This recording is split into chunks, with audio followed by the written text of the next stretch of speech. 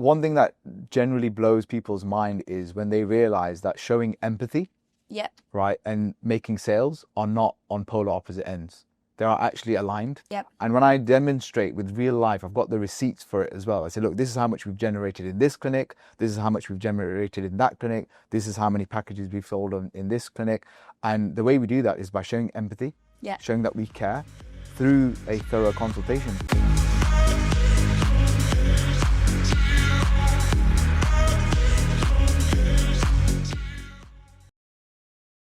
So welcome to another episode of the Late Aesthetics Show. Today I'm joined by my really good friend, Dr. Kamran. I think we've been trying to get you on the show for quite some time now. So it's great that day has finally come and you're here. Yes, finally we made it. Welcome. Thank you. Dr. Kamran, you're you're an all-rounded practitioner. You're also an educator. You're not currently in clinic now, but you have grown clinics in the past. But you're still deeply embedded into the aesthetic space. So tell us about your journey and what you're currently doing in the industry. Yeah, well, first of all, thanks for having me, and congratulations to you and Thank Ben you. on your amazing wedding. So as you mentioned, I've been in the aesthetics industry for almost a decade now. I've run and set up my own CQC registered clinic. I've exited the clinic now, and I'm focusing primarily on the first ever CPD accredited training program in the industry that helps practitioners on essentially how to sell. Yeah, and how to do a consultation, because I think sometimes patients, when they first go to a new clinic, it can be very overwhelming. Yeah. I think they don't know what to expect. They can feel uncomfortable. Maybe if they've had bad experiences in the past, it can be quite unsettling. So in order for that practitioner to, start any treatment plan with you, they have to start with a consultation. And a consultation can't be rushed, right? Absolutely. You can't just go in 5 minutes, I want this treatment. Absolutely. It's not how it works. Exactly. Look, you're based in Carlisle. Yeah. I'm based in Manchester, and I work in London quite a lot. And no matter where you are in the country, where you are in the world, every treatment, no matter what kind it is, whether it's a complex treatment or a simple treatment, every treatment in the industry begins with a consultation, as we well know. And I would say, and I'm sure you would agree, it's probably the most important part of every treatment plan is the beginning, right? But it's often the part that's overlooked, right? It's the part that's rushed. It's a part that isn't given much attention. It's a part that hasn't actually ever had any formal training. When we as practitioners have or invest in our training, so there's 3 elements to any successful business. You ran a successful clinic as well. So we invest in the clinical side, whether it's your level 7, your foundation training, whether it's your training that you receive after buying a device, as we well know. So that's one investment. Then you have the investment in the marketing, generating leads, SEO, getting the people into the clinic. So clinic owners and practitioners often invest in the first 2 segments, the clinical training and the lead generation, but hardly ever do practitioners, clinic owners, business owners invest in the third arm, which is then how to convert those clients. Because you've done the training on providing a service, you've invested in getting people into the clinic to deliver that service, but then no one ever invests in this side. And that's the gap that I saw. And I saw that once we started investing in that arm of the business, we really sort of took off from there and started seeing better, safer results. Yeah. When it comes to a consultation, let's say I'm a patient, I go into a clinic, what can I expect from a consultation? From our consultation? Yes, one. Yeah, because obviously people have been to clinics and they come in, fill this form in, they hardly read it half the time. Yeah. They look at you briefly and think, you can have a hydrofacial, for example. Yeah. Just have one hydrofacial, you'll be great with that. But how should a proper if you're, a new patient going to a clinic, how should a proper consultation look? It's a great question. The way I believe a consultation should be and what we teach in the Consultation Catalyst training program, there are a few core elements. We can't cover all of them, of course, on the podcast because it's a lengthy CPD accredited course, but the condensed version, the sort of key elements that I want people to take away is, 1, you should know who your practitioner is, right? You should know what kind of clinic you're in, who is this person that's in front of you, whether it's a doctor, whether it's a nurse, a therapist, a consultant. Who is this person? Why should I trust them, right? So that you should leave by, first of all, knowing who you've just spoken to.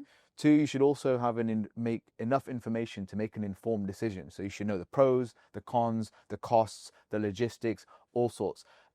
Information coming to the customer, right, is thick and heavy. You know, they want to make an informed decision. So you should leave that consultation feeling absolutely assured that you've made the right decision for that treatment plan, because you've trusted that practitioner. You know exactly everything about the treatment, the cost, the upside, the downside, how often do you need it, what the potentials are, so you can plan it around your life. Once the customer has, or the patient has, all of this information, they can then slot that treatment into their life. And that's why with our consultations, the way we teach it, we make a treatment plan that suits people's lifestyle, doesn't hinder it. Yeah, exactly. And that's really important, because even things like laser treatments, for example, patients want to have that. They'll go to some clinics that will say, sorry, if you're going on holiday or if you're going in the sun, you categorically cannot have this treatment. But this is what I teach our team all the time, is you need to fit that treatment around what they're doing. They're never going to stop going in the sun. They're never going to stop going on holiday. You can't just disregard that treatment whatsoever. Maybe they should have that in the winter, or do a series of, that when they're not in, exposed to sun. So it is about factoring the treatments that will get you the results you want into your lifestyle. Absolutely. And I often get this from my students and delegates. They say, look, Dr. Kamran, I made the best treatment plan for this patient. She just didn't follow it. And I often say, well, if that's the case, you didn't make the best treatment plan for her. Because if it was the best treatment plan, they would be compliant. For example, if you have a gentleman who's come in and he's never used skincare before, he's never even been to a clinic before, it's his first ever aesthetics treatment, he's just dipping his toe into the industry.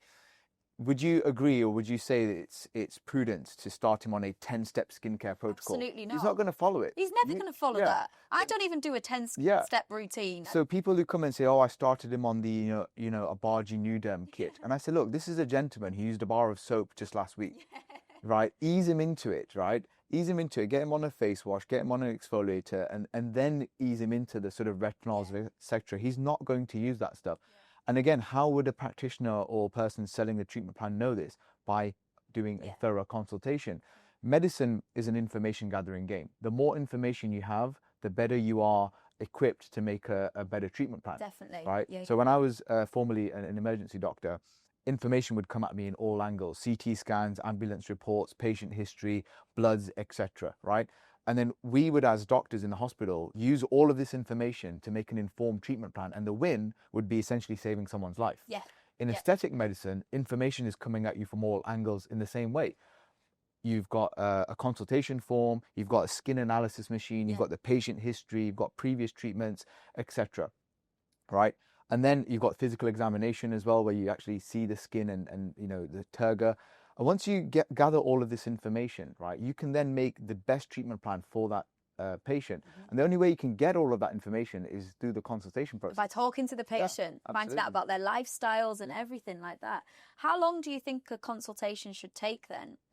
Well, like an initial consultation. An initial consultation, your first introduction to a patient and their introduction to you as a practitioner, as a clinic, in my opinion, should be anywhere between 45 minutes to 60 minutes. Now, I know that clinic owners, business owners will say, how do you expect us to run a business with 60-minute consultations? And I've done it. I've run a CQC registered clinic for almost 4 years. And I can tell you that we teach this. We not only teach the consultation process, but we also teach business systems onto how to allocate certain time. And also, I would say it's actually false economy to rush a consultation. So you may save time in the beginning, but you're going to end up spending more time treating dealing with complaints, complications, etc. So by spending 45 minutes to an hour at the beginning, you're actually saving time later on, because then the treatment's the easy part. Once you have the information and you've made the correct treatment plan that's safe, effective, affordable, and logistically viable for that patient, you're going to have a smooth sailing process. Definitely. And then save time later on. Definitely. I think sometimes patients can be thrown if they have to pay for a consultation. I think they don't understand why they should be paying for a consultation. What are your views on that? Well, I think you should charge for a consultation. And this is essentially also why I teach, to do a thorough consultation and to justify the charge of it. If you're having an expert in front of you that's going to give you 45 minutes to 60 minutes of their time to really understand your needs, and you're paying for an expert opinion, then I find that people actually don't mind paying for consultations. People only mind paying for consultations when, one, it's rushed, two, they don't feel like they got what they wanted out of it, which is a a lot of information in a structured manner to leave by making an informed decision. But when you go to someone and they've had a thorough consultation and they've said, look, we've made a treatment plan for you. So we've listened to you, we've analyzed and processed that information, and we've made a treatment plan for you. Whether or not you go ahead with that treatment plan with that practitioner, they still feel satisfied. Often I've had people that don't convert on the day or don't even proceed, and that's fine. They go to other clinics. So I've had people from abroad that have come and said, look, I've heard that you're great. I want you to make my treatment plan. I'm going to take it back to the Middle East and tell my doctor in Qatar or wherever to do it. But I want your treatment plan. And I said, that's fine. Okay. And they don't mind paying for a consultation. Well, yeah, because then you're paying for a service, you're paying for the expertise, the education that practitioner gives you. No, I agree. I think if you would like to go see a practitioner that's not necessarily charging, you maybe have to question the quality of the information you're getting. Exactly. When you get a quote from, let's say, like an interior designer or something, they even if you don't use their designs, right, just to get inspo from them before you renovate your house or whatever, you have to pay that expert, right? People often go there, get inspiration, and then go somewhere else. So I think you should charge. It also filters out your serious clients as well. It helps you run a viable business. So it's not just good for the practitioner, but it's also good for the business owner. I agree. So you always say that the consultation is the treatment. What do you mean by that? Do I? Yeah. I don't think I've said that, but I think it is part of Did your... I just make that up? Did you say that? I don't think I've actually said that. Did I say that? Yeah, I think you said that. But I guess it's part of the treatment, right? Yeah. So it's part of the treatment in terms of it's the beginning of a treatment. Yeah. So when I say, or when we have a phrase like that, I think it's the beginning of a treatment plan. Yes. How can you make a treatment plan without a consultation? It's a journey. Yeah, it's the beginning. It's the beginning of the journey. It's actually the most essential part. Yeah. You're setting the coordinates for the path you're about to go on. And if you rush that beginning part, you can end up on the wrong path, and make mistakes. What do you say when, let's say, you have a patient coming for a consultation and they tell you, oh, my friend had this treatment, so that's the treatment that I'd like to have. Yeah. And they almost pick their own treatment plan. How do you manage that situation? Well, I start off by saying to them, well, look, don't start off with what treatment you want. Tell me what result you want. And I shift the focus from the treatment to the result. And that's it's important. Yeah, that's what we teach in the Consultation Catalyst training program. We teach people how to do a thorough introduction where they can introduce themselves, their credentials, their clinic in a powerful way so that the recipient, the patient, actually listens to them, right? Yeah. So they, first of all, get the attention of the patient and have earned the respect of that patient to say, hey, this is why you should listen to me. Yeah. Once the patient says, oh, right, okay, you know what, I am going to listen to you because you sound like you know what you're talking about, right?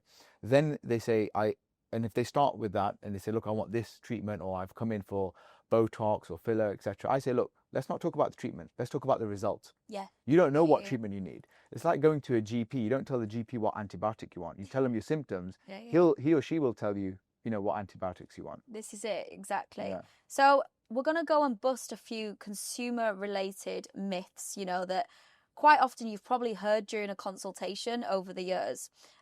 So I will say the myth, and then you just say whether it's true and give an explanation to it, okay? So you've probably heard this before. You have a patient come in and they tell you that Botox and filler, or they think that Botox and filler are the same thing. Yeah.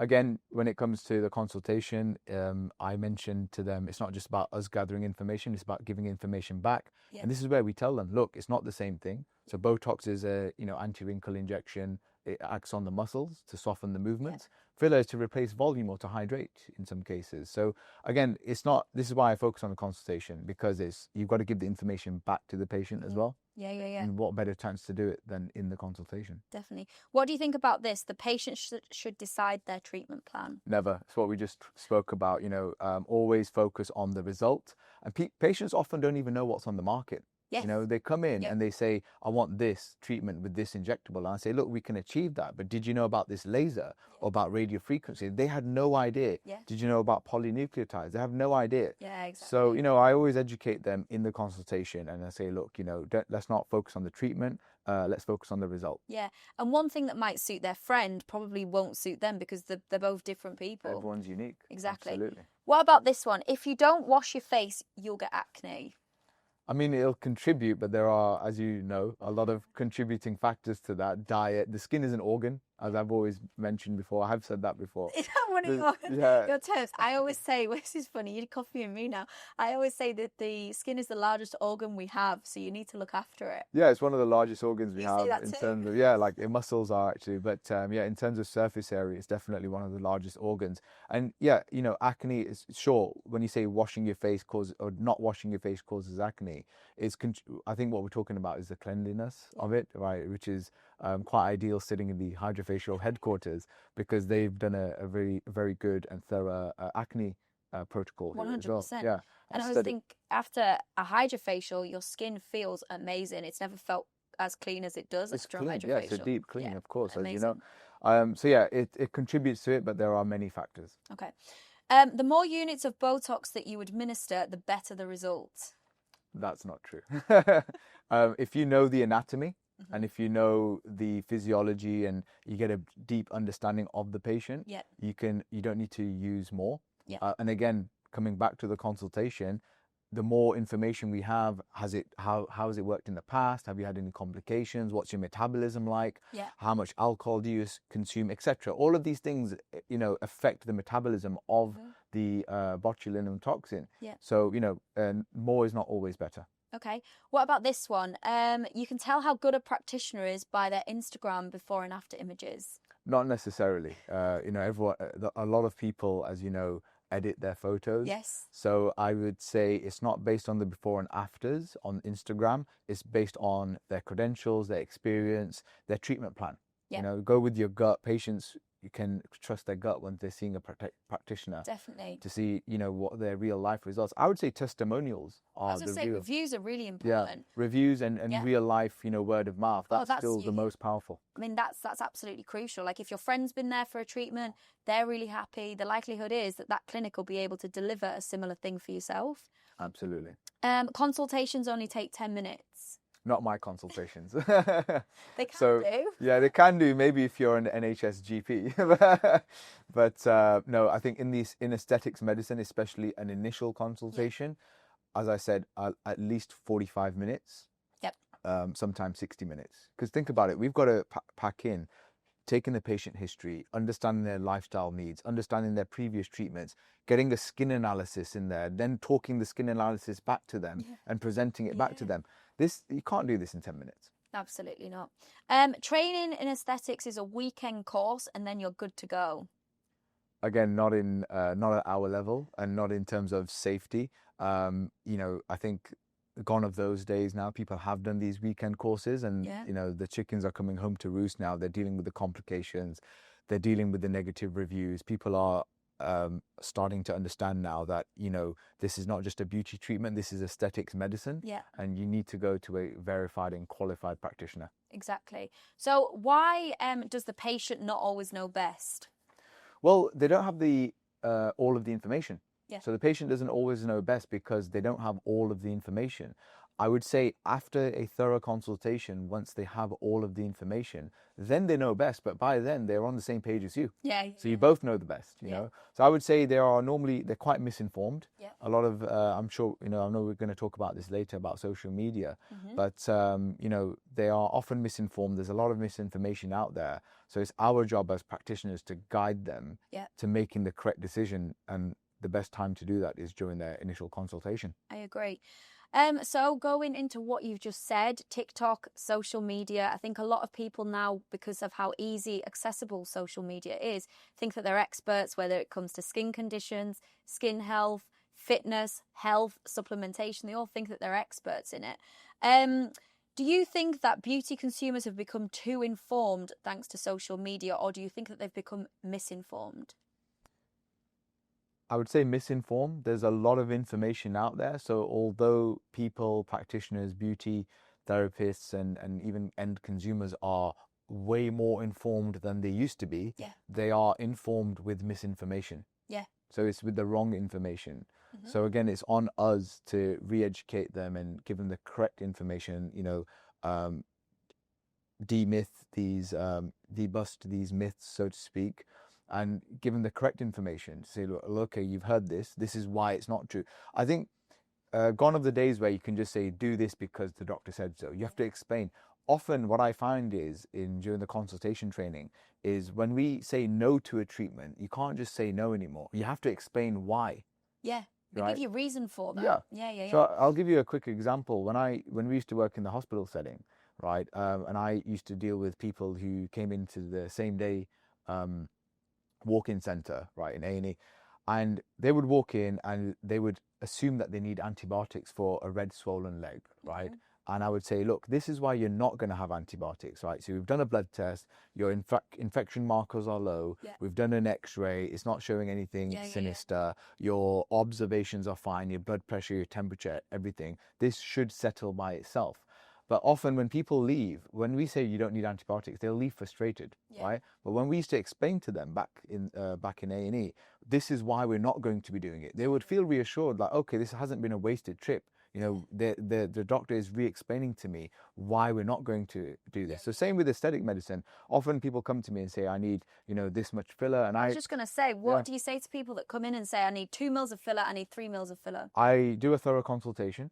And again, by getting that information, I'm now well equipped to relay that information back to them when I'm not doing a treatment. If someone comes in and I don't do a consultation and I say you don't need it, they feel like I haven't listened to them. But when I've done a 45-minute consultation, explain back to them with the scan and the volume and all of their metrics and say, look, this is why you don't need it. And these are the reasons why. They often feel really, really appreciative and they say, oh, well, thanks for saving me from that, and it shows good ethics, good morals. Yeah, because it's not going to look right if you do that. Definitely it's not going to look right, do you think that injectors are performing based on what will look good in a reel, i.e. on social media, and not what's best for the face? I think new injectors, definitely, they feel the pressure, they're building their patient book up. Yep. So, they feel this pressure between balancing their ethics and clinical expertise with staying on trend and staying relevant and trying to build up their new patient book. So I've certainly seen this pressure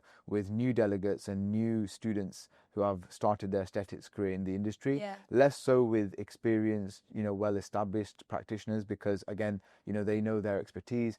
And sometimes, and again, not to sound like a broken record, but the reason why the Consultation Catalyst training program is so important for things like what you mentioned, in order to not follow the trends, you have to establish yourself as an authority in that field.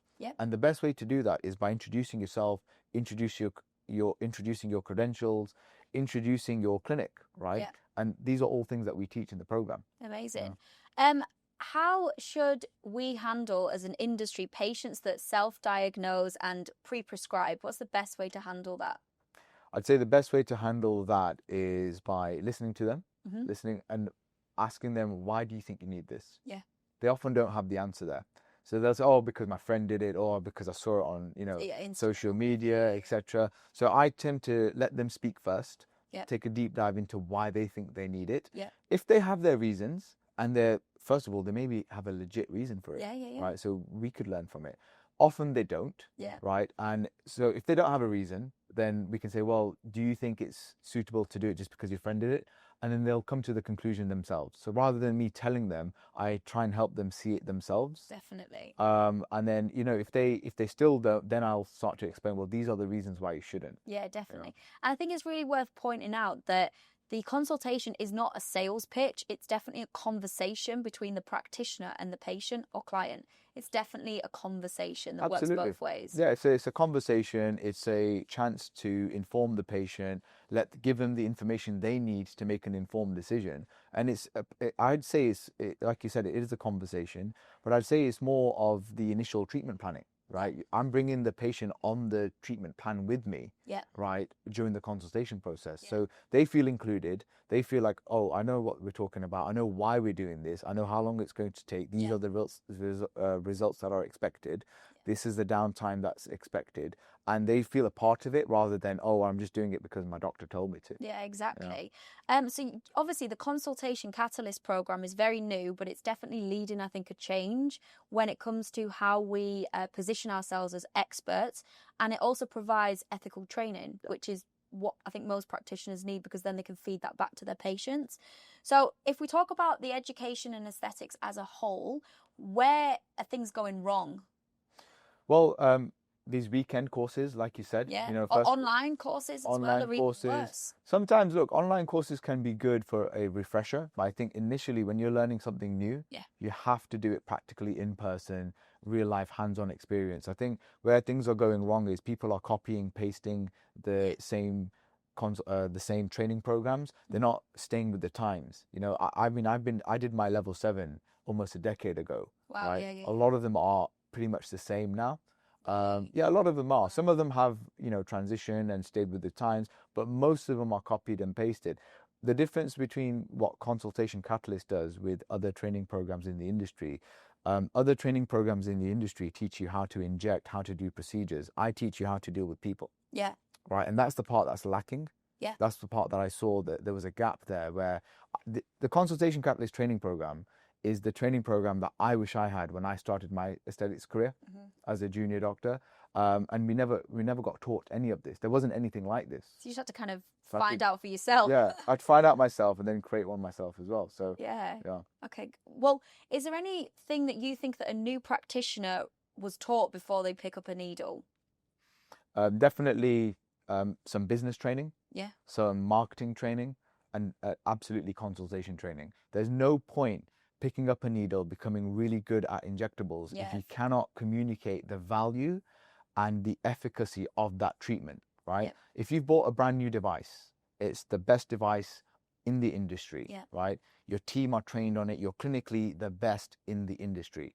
You're only as good as you are able and your team are able to effectively communicate the value of that treatment, of that procedure to the end patient, because otherwise the value is just sort of sat on the shelf. Yeah. The value is going to come when the end consumer purchases that service. Exactly. Right? You've done this course, you've done this training program on injectables, foundation level or level 7. You've bought this device to do what? Let's look at the purpose of it. Yeah. You've bought this to generate a revenue for your business. Yeah. Right? Yeah. Okay, great. So that's why you bought it. But how are you then going to generate that revenue? By the end consumer purchasing that service or product. Yeah. Right? How are you going to convince that person to purchase that product or service? Through a consultation. Exactly. And this is the part that I think people don't see. They often see that sales and ethics are on opposite ends, right? I think in medicine, it's a part of the same thing. Like medicine is ethics. You are caring. Yeah. We are taught in any field of medicine, whether it's lifestyle medicine, general practice medicine, anything, right? It's a form of caring. So is aesthetics medicine. Yeah.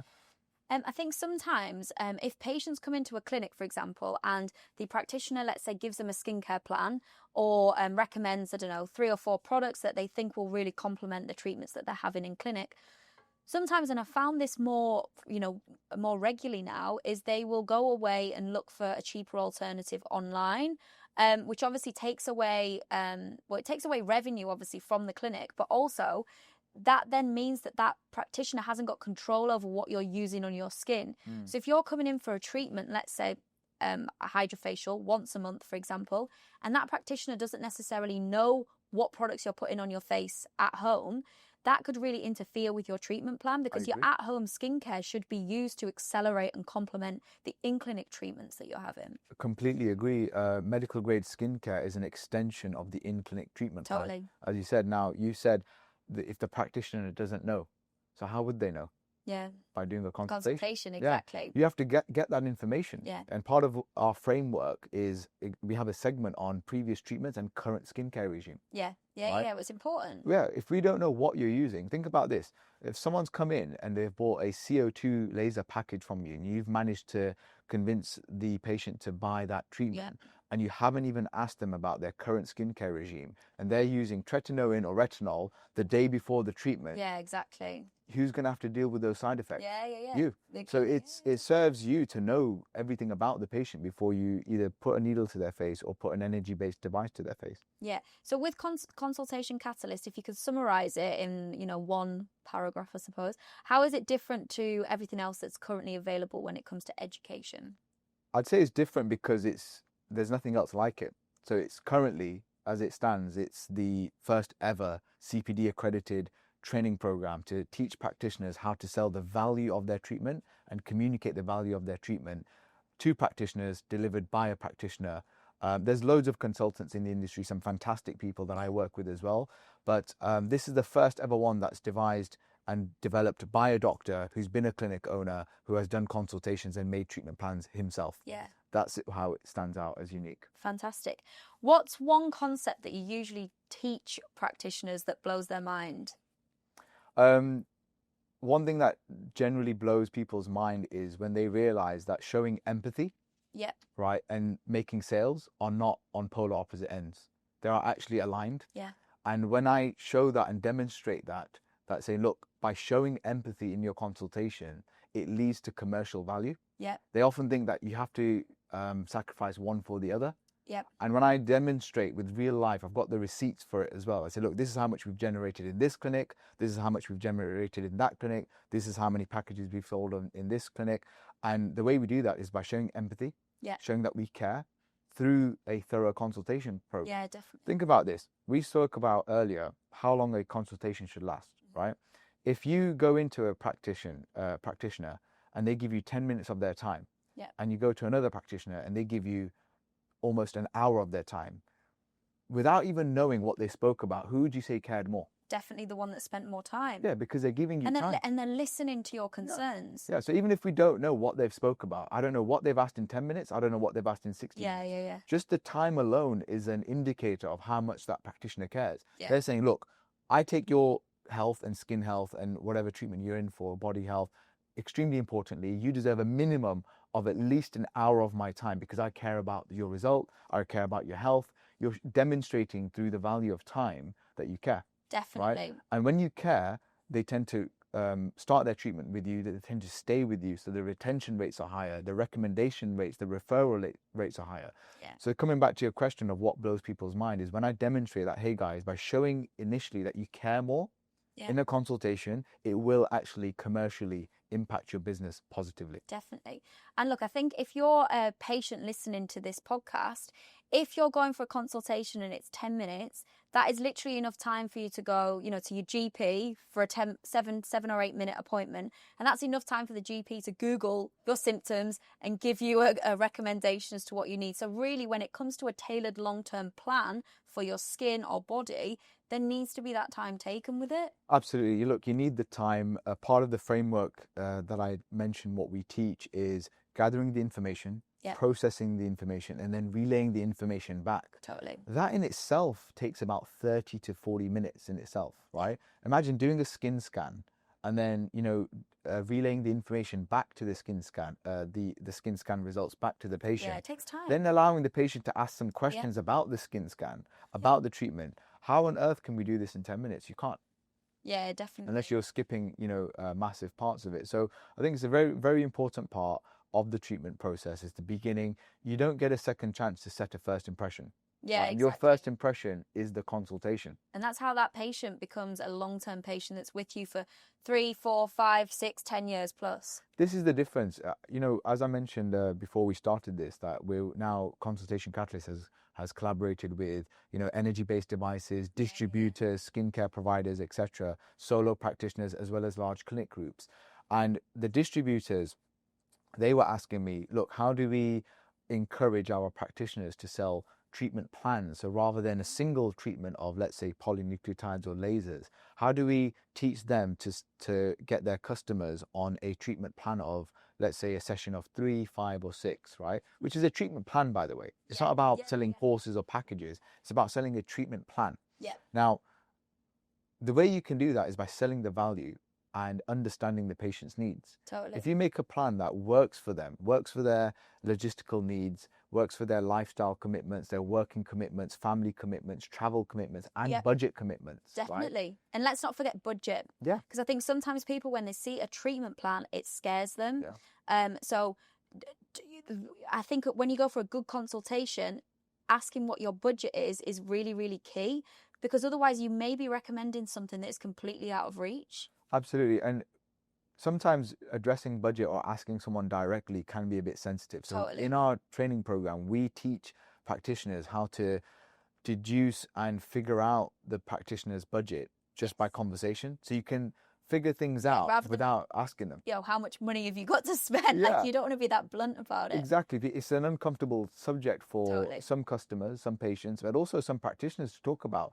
So what we teach is, look, anyone can teach you how to ask the questions, right? You don't need consultation catalyst for that. You can go on AI, ChatGPT, and Google what questions to ask in a consultation. That's not what we teach, right? Yeah. What we teach is, once you ask that information, how to process the information, how to deduce the information in front of you. There's loads of information coming your way. You can sort of tell the budget of someone, of a practitioner, based on what they're talking about. For example, if I ask a patient and they've said, oh, I've got my wedding coming up. Yeah. Now, just practically thinking, weddings are expensive. Yeah. You've just had one yourself. Yeah. So do you think they've got the budget set aside for, they've got to probably save some of their budget for their wedding or their special occasion? Totally. So you've got to, read between the lines here without even asking. I would start to say something along the lines of, well, I know weddings can be expensive. So what I'm going to do, Mrs. Smith, is I'm going to make a plan that suits your needs without hindering, your wedding budget. Yeah. And they will think, oh, wow, he's taken it into consideration without me even having to say it. Yeah. Other things you can factor in aside from budget is, for example, middle-aged women who come into clinic, a lot of, especially male doctors, they won't even take into consideration childcare. Yeah. Right? So they will talk, I won't ask them, but they will just say, oh, I've just separated from my partner. I'll say, sorry to hear that. And then they'll say, I'm after this treatment plan, and you set them on a 3 to 5 month treatment plan. And imagine asking them to come in every fortnight, right? Now, you've got to listen to what's being said to you. That is information coming your way. Yeah. They've just told you that they've separated from their partner, and they've mentioned that they've got 2 young kids, right? Now, it's on you to think, well, is Mrs. Smith going to be able to come here every 2 weeks? Yeah, exactly. Right? Yeah. She's separated from a partner. She's going to have to arrange childcare. I need to make a treatment plan that, it's going to work around her lifestyle. Works around it, but takes it into consideration. Absolutely. Shows that you care. Yeah, definitely. So I would say, look, Mrs. Smith, I'm sorry to hear about this. With your young kids and you being separated from your partner, I'm guessing childcare may be a bit of an issue. And they say, oh my God, you know what? Thank you so much. I didn't want to say it, but you're right. It actually is. So I said, instead of coming in every fortnight, why don't you come in once a month? Is that fair? Yeah. Every 6 weeks? She goes, yeah, no problem. My sister can take care of the kids. Yeah, exactly. But it's shown that you care. So again, this is how, by showing that you care, by showing that you've listened to the information, we teach you how to process that information into real world, practical, considerations, put it into a treatment plan clinically, you've ended up making the conversion. Yeah, perfect. Yeah. Very, very good. Right, so let's finish off with a little quick fire round. What is one treatment that you think is overhyped? One treatment that's overhyped in the aesthetics industry, I would say definitely that lemon bottle one. Yeah, what is that? I'm not sure exactly how it got traction. I think it was social media, yeah. But it doesn't seem clinically proven or safe. Well, they don't list their ingredients, right? They don't list their ingredients. It's extremely overhyped because some of the results people are getting are not consistent. Yeah. So people are coming into clinics, we're dealing with the complications of it. So I think that's definitely overhyped. I think another one that's considerably overhyped is the preset filler packages. Yeah. 3 ml of this or 5 ml of this. How does anyone know what you're exactly going to need without assessing the face first? Old style of doing things. Absolutely. I think anyone that has it on their menu is, doing a copy and paste, really. I think people are leaning more towards personalization of treatments, especially in the AI health tech industry. Personalization is becoming massive now. We're making personalized skincare now by taking samples, questionnaires, etc. I know Hydrofacial are doing fantastic work with their personalization as well, with their equipment, with their boosters, etc., and they're investing even more. So people are leaning more towards personalization and get away from preset packages. Well, with the preset side of things, nothing winds me up more when someone sends an inquiry, how much is 1 ml of filler? Yeah. It doesn't matter how much 1 ml of filler is. No, we don't know if you need it. Exactly. When I was running my clinic and when I teach other clinics, we teach not just the consultation process, but how to implement systems into your business. Yeah. So we teach the front of house to not sell these or even answer these kind of questions. We say, look, sell the consultation. Yeah. Say, if someone calls in with a question like that, how much is 1 ml of filler? How on earth is anyone going to be able to answer that, let alone your front of house? Well, this is what I mean. So what we say is, look, again, take the focus away from the treatment and onto the result. Yeah. Right. And we say, look, well, we don't know if you're going to even need that because the result is going to be dependent on your face. Yeah. So in order for us to get you the correct result that's going to really benefit you and get you the results that make you happy, we encourage you to come in for a thorough consultation with our team. Yeah. And by taking the focus off the treatment and onto the result, people tend to be happy to pay for a consultation. Definitely. And then the other one is, how much is 3 areas of toxin? Yeah, we often nowadays, especially in, one of my partners, Dr. Mira, she normally does full face Botox, and so do I. Okay. Right, because the face works in harmony.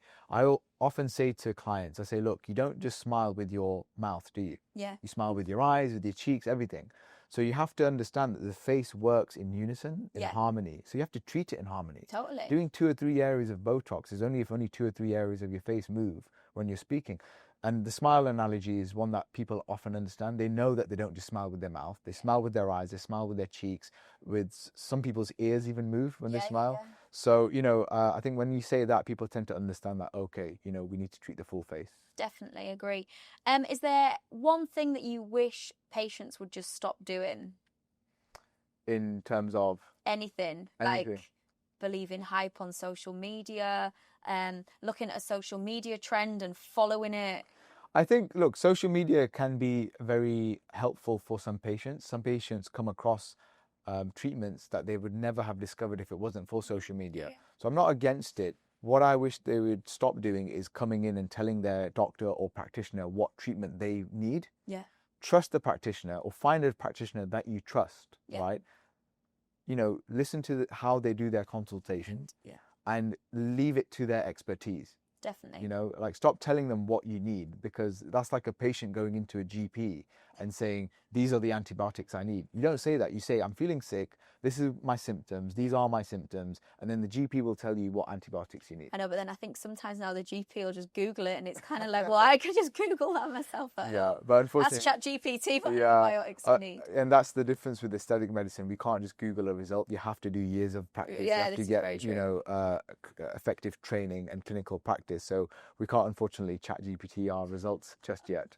That's amazing. So what's next for you? What's your next sort of steps? What are you next doing in the industry? Well, we've got some exciting plans with the Consultation Catalyst training program. As I've mentioned, we've partnered with Wigmore Medical, Dermafocus, some large distributors in the industry. We've partnered with some energy-based devices on selling our training with their device, because people are now saying, well, we know how to use the device, but how do we we know how to get people in through marketing, but how do we sell the actual treatment itself? Yeah, exactly. So they're partnering with the Consultation Catalyst. But I guess what's in the future for us is, I really want Consultation Catalyst to be the industry standard in how consultations are performed. Definitely. Right.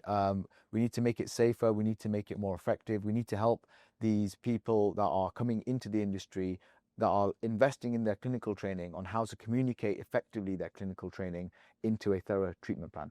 Amazing. That, I think, rounds it up really, really nicely. So thank you so much for being such a great guest. Thank you for having me. And if people would like to get in contact with you, how can they reach out to you? Yeah, thanks for having me. Really appreciate being here and having these important chats in the industry. If they want to get in touch with me, they can go on the website consultationcatalyst.co.uk. Also on Instagram, Dr. Kamran at Dr. Kamran. Sorry, on Instagram, we've got Consultation Catalyst. Yeah, you'll be tagged anyway. Yeah, we'll be tagged, but you can get us on social media, get us on the website, and also we're on many training platforms as well now. Fantastic. Yeah. Thank you so much. You're very welcome. Thanks.